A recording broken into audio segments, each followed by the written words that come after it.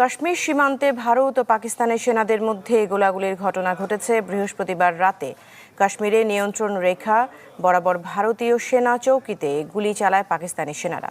পাল্টা জবাবের কথা জানিয়েছে ভারতীয় সামরিক সূত্র। বৃহস্পতিবার নিজস্ব প্রযুক্তিতে তৈরি মিসাইল ধ্বংসের পরীক্ষা চালিয়েছে ভারত।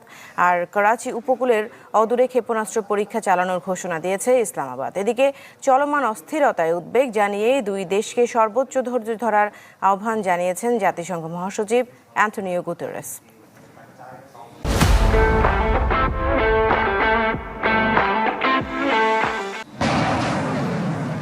কাশ্মীরের পেহেলগামে সন্ত্রাসী হামলার জেরে উত্তেজনার পারদ এখন ভারত পাকিস্তান সীমান্তে।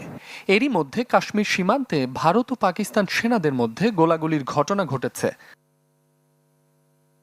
ভারতীয় গণমাধ্যম এনডিটিভি জানিয়েছে, বৃহস্পতিবার রাতে জম্মু ও কাশ্মীরে নিয়ন্ত্রণ